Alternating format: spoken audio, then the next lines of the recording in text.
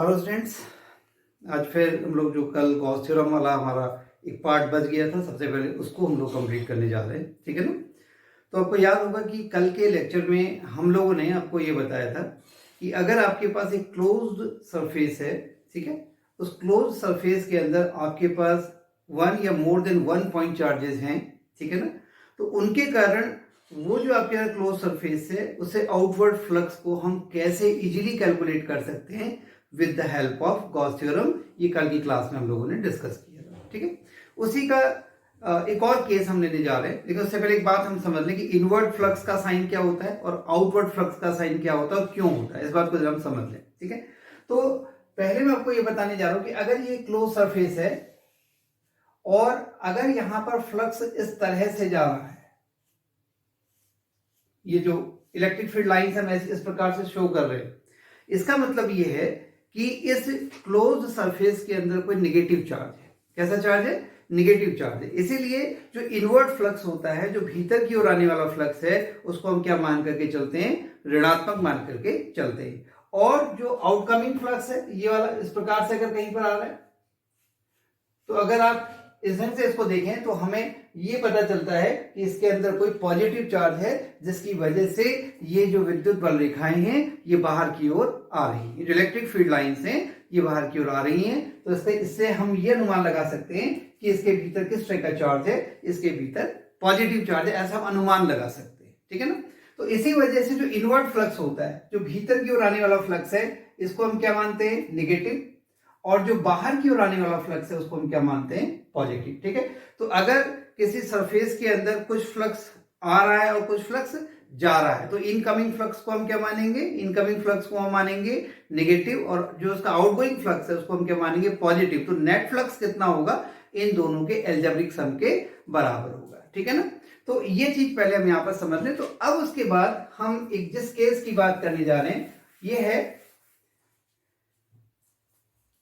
कि यदि बिंदु आवेश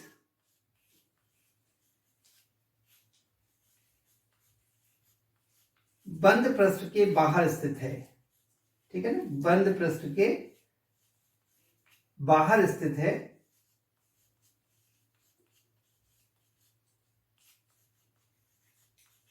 है, तो गॉस का नियम क्या होगा, है ना।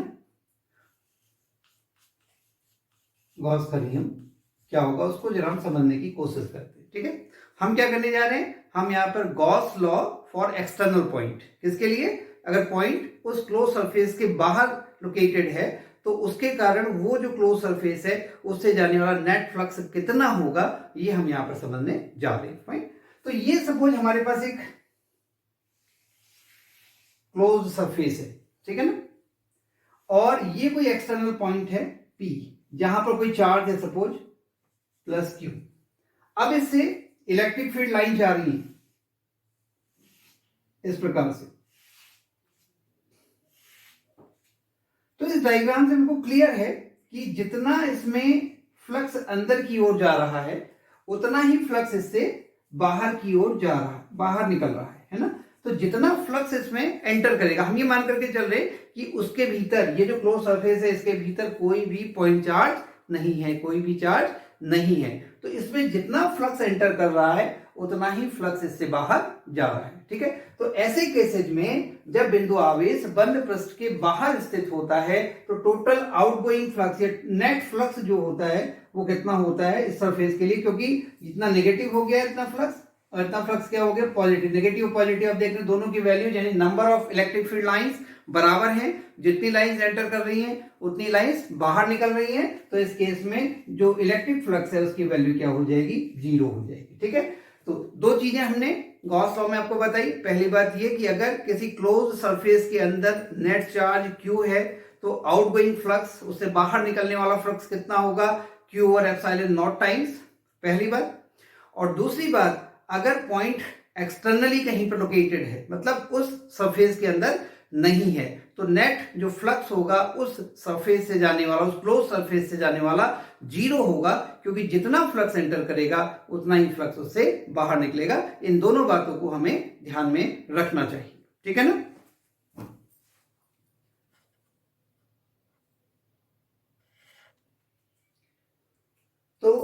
गॉस के नियम को पढ़ने के बाद अब हम इसके एप्लीकेशंस, इसके क्या अनुप्रयोग हैं, उनको हम एक एक करके डिस्कस करने जा रहे हैं। ठीक है, ये जो एप्लीकेशंस हैं, एप्लीकेशंस ऑफ गॉस थ्योरम, ये एग्जामिनेशंस के पॉइंट ऑफ व्यू से इंपॉर्टेंट है। जैसा कल मैं आपसे कह रहा था कि गॉस थ्योरम से जो क्वेश्चन है आते हैं कई बार 2 नंबर का, जिसमें केवल आपसे गॉस थ्योरम का स्टेटमेंट पूछ देता है। कई बार 3 नंबर में गॉस थ्योरम प्लस उसका डेरिवेशन, उसका प्रूफ पूछ लेता है। और कई बार गॉस थ्योरम के स्टेटमेंट के साथ वो उसका कोई एक एप्लीकेशन पूछ लेता है। ठीक है, तो जितने भी एप्लीकेशन हम लोग यहाँ पर डिस्कस करेंगे वो सभी एप्लीकेशंस कभी ना कभी बोर्ड एग्जामिनेशंस में जरूर पूछे गए हैं। ठीक है, तो सबसे पहले हम इसका पहला जो एप्लीकेशन यहाँ पर डिस्कस करने जा रहे हैं, आप यहाँ पर एक्सप्लेन करने जा रहे हैं। हमारे पास क्या है, पहले मैं समझा दूं। यहाँ पर हमारे पास एक इनफाइनाइट लाइन चार्ज डिस्ट्रीब्यूशन है, मतलब एक इनफाइनाइट लेंथ का एक हमारे पास स्ट्रेट वायर है, आप ऐसे समझ सकते हैं। ठीक है, और इस स्ट्रेट वायर के ऊपर जो पॉजिटिवली चार्ज है वो जो है कंटिन्यूअसली उसके ऊपर डिस्ट्रीब्यूटेड है, यूनिफॉर्मली डिस्ट्रीब्यूटेड है ना। हमारे पास एक अनंत लंबाई का रेखीय आवेश वितरण है और उसके निकट किसी बिंदु पर हम क्या करने जा रहे हैं, उसके निकट किसी बिंदु पर हम लोग विद्युत क्षेत्र की तीव्रता ज्ञात करने जा रहे हैं। ठीक है, तो मैं इसको यहाँ पर पहले लिख रहा हूं, हम करने क्या जा रहे हैं, और फिर यहाँ पर हम लोग देखेंगे कि हम उसको कैसे उसको हम लोग कैलकुलेट करेंगे with the help of Gauss theorem या गॉस के नियम की सहायता से। तो अनंत लंबाई के एक समान रेखीय आवेश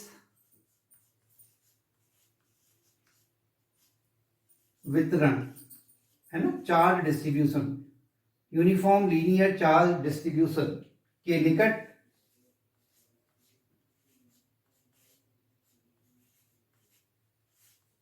विद्युत क्षेत्र का मान ज्ञात करना।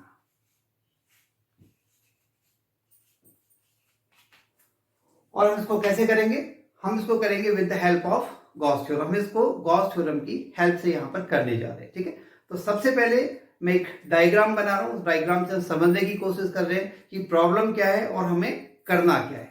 ठीक है ना, तो आप ये समझ लीजिए बच्चों कि हमारे पास ये एक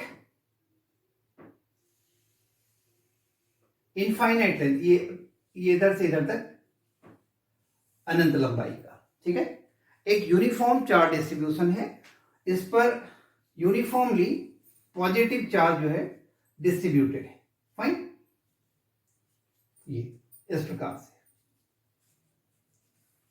ठीक है, और इसके नजदीक कोई पॉइंट P है और ये जो डिस्टेंस है, ये डिस्टेंस कितनी है, ये डिस्टेंस है R। इस पॉइंट P पर हमें इस यूनिफॉर्म लीनियर चार्ज डिस्ट्रीब्यूशन के कारण क्या निकालना है, विद्युत क्षेत्र की तीव्रता ज्ञात करनी है। ठीक है ना, we have to find the intensity of electric field at this point P due to this infinite linear charge distribution. ठीक है ना, इसके कारण से हम इसको कैसे कैलकुलेट करेंगे with the help of Gauss theorem, उसको हम लोग समझते हैं। ठीक है, तो एक बार ध्यान रखिए कि जब कभी भी हम गॉस थ्योरम का उपयोग करते हैं, ये तो पहला एप्लीकेशन है, आगे भी हम जितने एप्लीकेशंस यहाँ पर देखेंगे गॉस थ्योरम में, उन सभी में हमें सबसे पहले चार्ज डिस्ट्रीब्यूशन को देखते हुए या चार्ज को देखते हुए एक क्या लेना पड़ता है, एक हमें काल्पनिक, एक गॉसियन सरफेस हम लोग खींचते हैं। गॉसियन सरफेस एक पूरी तरह से काल्पनिक पृष्ठ होता है। ठीक है ना, और लेकिन जो विशेष बात इसके बारे में होती है वो ये होती है कि इसकी मदद से हमें जो गॉस थ्योरम है उसको यूज करने में, उसको अप्लाई करने में आसानी हो जाती है। तो ध्यान ये रखना पड़ेगा कि ये हमारे जो चार्ज डिस्ट्रीब्यूशन है या जो चार्ज है उसके अनुसार इसका नेचर कैसा होना चाहिए, सिमेट्रिकल होना चाहिए। ठीक है ना, तो यहां पर हमारे पास जो चार्ज डिस्ट्रीब्यूशन है वो लीनियर है। तो जब हम इसके लिए गॉसियन सरफेस खींचते हैं, तो गॉसियन सरफेस हम इनफाइनाइट लेंथ के लिए तो खींच नहीं सकते, तो उस गॉसियन सरफेस को खींचने के लिए हम यहाँ पर इसकी एक फिक्स लेंथ ले लेते हैं। इस फिक्स लेंथ के लिए हम इसकी क्या खींचने जा रहे हैं, इस फिक्स लेंथ के लिए हम इसकी गॉसियन सरफेस ड्रॉ करने जा रहे हैं। ठीक है ना, तो गॉसियन सरफेस जब हम ड्रॉ करेंगे तो वो कैसी होगी, वो सिलिंड्रिकल होगी इस प्रकार से। इस प्रकार से सिलिंड्रिकल होगी कि उसका ये जो चार्ज डिस्ट्रीब्यूशन है ये उसकी एक्सिस पर होगा, और ये जो पॉइंट P है जिस पर हमें intensity of electric field calculate करनी है वो उसकी जो कर्व्ड सरफेस है। आप जानते हैं कि जो सिलेंडर होता है उस सिलेंडर पर दो तरह की सरफेसेस होती है, एक तो उसकी क्या होती है कर्व्ड सरफेस, और दो उसकी क्या होती है फ्लैट सरफेस। फाइन, तो ये कहां पर होना चाहिए, ये उसकी कर्व्ड सरफेस के ऊपर ये पॉइंट P होना चाहिए, ठीक है ना। तो हम इसको इस प्रकार से ड्रॉ करते हैं, ये देख लेते हैं, ये इस प्रकार से सिलेंडर आ रहा है, ये इसकी एक फ्लैट सरफेस है, ये दूसरी फ्लैट सरफेस है,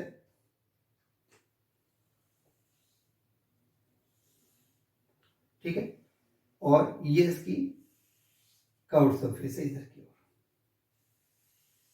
ठीक। और ये पॉइंट P है जहां पर हमें intensity of electric field calculate करनी। तो हमने एक ऐसा गॉसियन सरफेस यहां पर ड्रॉ कर लिया, जिस गॉसियन जो सिलिंड्रिकल है शेप में, जिसकी एक्सिस पर क्या है चार्ज डिस्ट्रीब्यूशन है, लीनियर चार्ज डिस्ट्रीब्यूशन है, ठीक है, और जिसकी कर्व सरफेस के ऊपर वो पॉइंट P है जहां पर हमें intensity of electric field calculate करनी है। ये इसका एक्स सरफेस का नाम दे दिया हमने, फ्लैट सरफेस को, इस सरफेस को हमने क्या नाम दे दिया, y नाम हमने दे दिया। इसका जो रेडियस है इसके बेस का, ये जो फ्लैट सरफेसेज हैं दोनों सर्कुलर, इसका रेडियस कितना, इसका रेडियस r है, ठीक है ना। और इसकी लेंथ कितनी है, माना कि यहां से यहां तक जो टोटल चार्ज इस पर डिस्ट्रीब्यूटेड है वो कितना है, ये जो यहां से यहां तक टोटल चार्ज डिस्ट्रीब्यूटेड है वो कितना है q, ये लेंथ कितनी है l। जब ये लेंथ l है तो इस पर जो लीनियर चार्ज डिस्ट्रीब्यूशन इसका हो जाएगा लैम्डा, वो कितना हो जाएगा, lambda is equal to q over l। This is equation number 1, ठीक है। अब हमें क्या निकालना है, अब हमें इस सिलिंड्रिकल सरफेस से, इस गॉसियन सरफेस से होकर जाने वाला टोटल फ्लक्स हमको कैलकुलेट करना है कि टोटल फ्लक्स इससे कितना पास हो रहा है, ठीक है ना। तो अब हम क्या करेंगे, एक तो हम इस पॉइंट को घेरने वाला एक यहां पर क्या ले लेंगे, एक ऐसा हम यहां पर एलिमेंट्री एरिया ले लेंगे जिस पर पॉइंट P स्थित है, ठीक है ना। तो यहां पर सपोज इसका जो एरिया वेक्टर है उसकी वैल्यू कितनी है, dA। अब ये इनफाइनाइट चार्ज डिस्ट्रीब्यूशन है और चार्ज कैसा है, पॉजिटिव चार्ज है, तो यहां पर जो डायरेक्शन होगी, जो इंटेंसिटी ऑफ इलेक्ट्रिक फील्ड की, वो क्या होगी, away from the positive charge. तो यानी इसकी जो डायरेक्शन होगी इधर को नहीं हो सकती, इधर को नहीं हो सकती, तो या तो इधर कोई और होगी इलेक्ट्रिक फील्ड की डायरेक्शन, या इधर की ओर, क्योंकि यहां पर ये वाली लाइंस को रिपेल करेगी, ये रिपेल करेगी, दो लाइंस को इंटरसेक्ट कर नहीं सकती। तो ये क्लियर है कि यहां पर जो इलेक्ट्रिक फील्ड की डायरेक्शन होगी वो इलेक्ट्रिक फील्ड की डायरेक्शन इस प्रकार से होगी, ठीक है, ये E है। तो यानी एक चीज क्लियर हो रही है यहां पर कि E और DA के बीच का जो एंगल है वो कितने डिग्री है, वो 0 डिग्री है। ये तो किसकी बात हो गई, कर्व सरफेस के ऊपर किसी भी पॉइंट के लिए आप पॉइंट P कहीं पर भी लें इस सिलिंड्रिकल सरफेस के कर्व्ड सरफेस के ऊपर, सिलेंडर के कर्व्ड सरफेस के ऊपर, तो आपको इसी तरह की सिचुएशन देखने में आएगी कि जो यहाँ पे एरिया वेक्टर है और जो इंटेंसिटी ऑफ इलेक्ट्रिक फील्ड है इनके बीच कितने डिग्री का एंगल फॉर्म होगा, 0 डिग्री का एंगल फॉर्म होगा। अब जरा अगर हम यहां पर ले लें एक एरिया वेक्टर A, तो ये इसकी डायरेक्शन होगी एरिया वेक्टर की, यानी कि DA, और इलेक्ट्रिक फील्ड की डायरेक्शन क्या होगी, ये इस प्रकार से, ठीक है। तो आप देख रहे हैं कि ये एंगल कितने डिग्री का होगा, ये एंगल यहां पर 90 डिग्री का होगा। ये एंगल कितने डिग्री का फॉर्म हो रहा है, 90 डिग्री का एंगल फॉर्म हो रहा होगा। Similar will be here also, यहां पर भी ये हमारे पास एक एलिमेंट्री एरिया है, इसका जो एरिया वेक्टर है उसकी डायरेक्शन ये है DA, और यहां पर ये क्या है, इलेक्ट्रिक फील्ड की डायरेक्शन इस प्रकार से, ठीक है ना। तो यहां पर भी एंगल कितने डिग्री का फॉर्म हो रहा है, 90 डिग्री का, ठीक। तो तीन यहां पर हमारे पास अलग अलग केसेज हैं। पहला इस फ्लैट सरफेस से होकर जाने वाला टोटल फ्लक्स, दूसरा इस सरफेस से होकर जाने वाला टोटल फ्लक्स, और तीसरा इस कर्व्ड सरफेस से होकर जाने वाला टोटल फ्लक्स। तीनों को हम अलग अलग कैलकुलेट करेंगे। फाइन, तो सबसे पहले हम ये जो बेलन है, इस बेलन के वक्र पृष्ठ पर जो ये क्षेत्रफल अवयव स्थित है, कर्व सरफेस के ऊपर जो ये एरिया एलिमेंट स्थित है, इससे होकर कितना फ्लक्स जा रहा है उसको हम लोग देखते हैं। तो वक्र पृष्ठ पर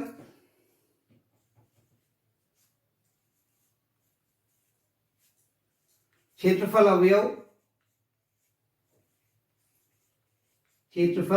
अवयव से जाने वाला फ्लक्स, ठीक है ना, d phi E is equal to कितना हो जाएगा, vector E dot vector d, ठीक है ना। अब ई और डी ए के बीच का एंगल कितने डिग्री है, 0 डिग्री, तो क्या हो जाएगा, is equal to E D A cos 0 degree, और कॉस 0 की वैल्यू कितनी होती है 1, तो कितना हो गया, is equal to E D A, ठीक। तो ये केवल इस एरिया एलिमेंट से होकर जाने वाला इलेक्ट्रिक फ्लक्स है।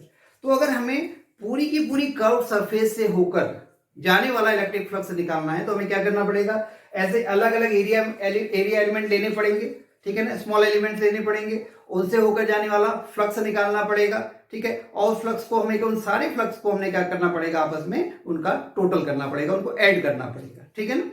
तो अब क्योंकि ये जो एरिया है ये साइज में बहुत छोटा है, ये जो एरिया एलिमेंट है ये बहुत छोटा है साइज में, तो यानी इससे कि बहुत सारे छोटे छोटे छोटे छोटे एलिमेंट्स जो हैं इस पूरे कर्व सरफेस के ऊपर होंगे, जिनको अलग अलग करके काउंट करना पॉसिबल नहीं है। ऐसे केसेस में जब हम उन सब का टोटल करना चाहेंगे तो उसके लिए हमें क्या है, फिर किसका यूज करना पड़ेगा, इंटीग्रेशन का यूज करना पड़ेगा। तो जब हम निकाल लें कि वक्र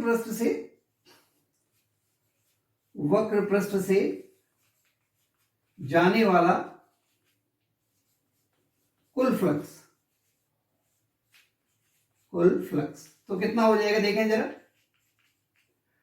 फाई ई बराबर इंटीग्रेशन ओवर एरिया ए, है ना, ई डी ए। तो यहां पर ई कांस्टेंट है, ई बदलने वाला नहीं है, क्योंकि ई किस पर डिपेंड करता है, ई डिपेंड करता है डिस्टेंस पर और चार्ज पर, दोनों में से कोई भी चीज यहां पर बदल नहीं रही है, फाइन। तो हम इसको ऐसे लिख सकते हैं, is equal to E integration of D A over area A, ठीक है।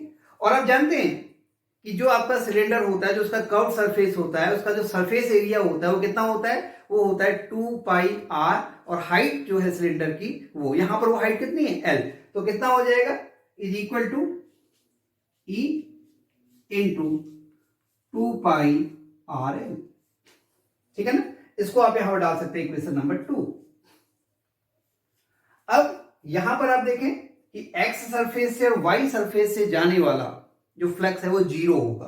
क्यों 0 होगा, क्योंकि यहां पर एरिया वेक्टर और जो आपके पास इलेक्ट्रिक फील्ड वेक्टर है उसके बीच का एंगल कितने डिग्री है, 90 डिग्री है, और cos 90 की वैल्यू कितनी होती है, 0 होती है। तो उस बात को भी हम यहां पर मेंशन कर देते हैं कि x तथा y से जाने वाला फ्लक्स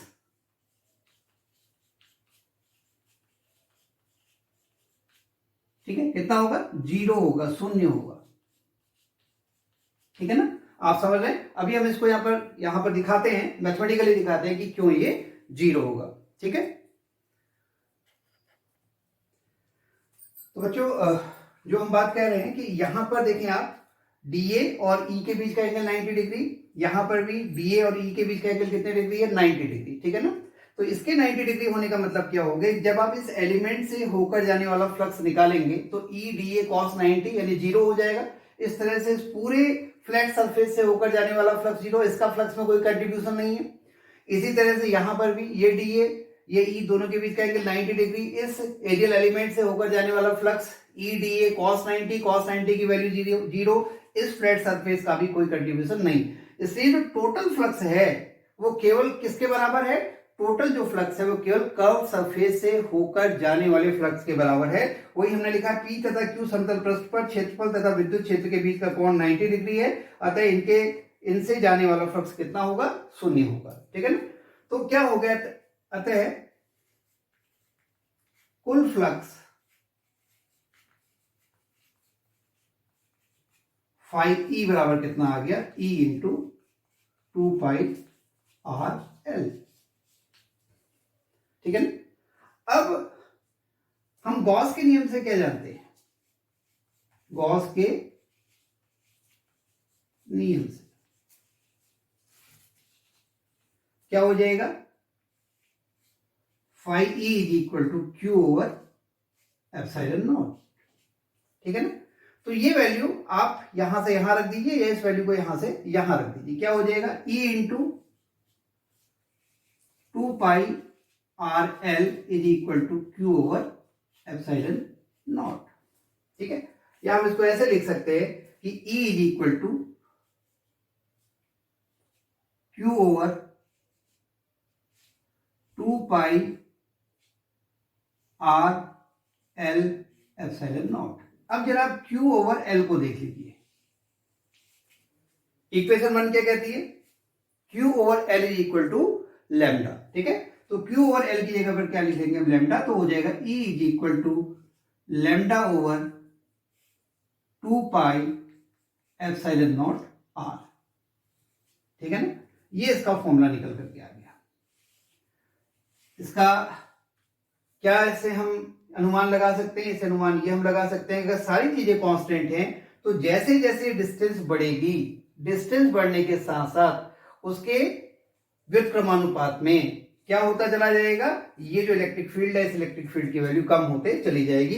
कुछ लोग उसको ऐसे भी लिख सकते हैं, क्योंकि हम इलेक्ट्रोस्टैटिक्स के अंदर सारे फार्मूलों को 1/4πε0 इस तरह से हमें याद करने की आदत होती है। तो आप एक काम कर सकते हो, ऊपर नीचे अगर आप 2 से मल्टीप्लाई कर दें तो यही फॉर्मूला क्या हो सकता है, 1 ओवर, अगर ऊपर नीचे 2 से मल्टीप्लाई कर देंगे 1/4πε0 2 लैम्डा अपॉन r। तो कई जगह पर आप इस तरह से भी इस सूत्र को लिखा हुआ देख सकते हैं। इंपॉर्टेंट डेरिवेशन है, बोर्ड एग्जामिनेशन में पूछा जाता है, अच्छे से इसका आप लोग जरूर अभ्यास कीजिएगा। ठीक है। तो बच्चों ये पहला एप्लीकेशन हमने आप लोगों के साथ डिस्कस किया। ठीक है ना। तो इस पहले एप्लीकेशन में हमने एक आपके पास क्या लिया, एक हमारे पास अनंत लंबाई का एक समान रेखीय आवेश वितरण लिया, और उसके कारण हमने किसी बिंदु पर गॉस के प्रमेय की सहायता से या गॉस के नियम की सहायता से विद्युत क्षेत्र की तीव्रता को ज्ञात किया। ठीक है। ऐसे हमारे बहुत सारे और एप्लीकेशंस हैं जिनको हम आने वाली क्लासेस में डिस्कस करेंगे। यहां पर आपको ये आइडिया आ गया होगा कि कैसे गॉस की प्रमेय का उपयोग करके हमारे लिए जो कैलकुलेशन है वो कैलकुलेशन बहुत आसान बन जाती है। अगर आप इसी डेरिवेशन को किसी अन्य विधि से करेंगे, किसी अन्य गणितीय विधि से करेंगे तो ये बहुत जटिल हो जाएगा। ठीक है। तो इस तरह से गॉस के नियम का क्या उपयोग है, क्या फायदा है, क्या लाभ है, वो आपको समझ में आ रहा होगा, किस प्रकार से गॉस का नियम जो है इस प्रकार की कैलकुलेशंस को, इलेक्ट्रिक फील्ड जहां पर हम कैलकुलेट करते हैं, हमारे लिए आसान बना देता है। ठीक है। तो अगली क्लासेज में हम लोग जो और इसके एप्लीकेशंस हैं उनको डिस्कस करेंगे। तो तब तक आप इसका अच्छे से अभ्यास कीजिए। अगली क्लास में फिर आपसे मिलते हैं कल को। ठीक है बेटा, बाय।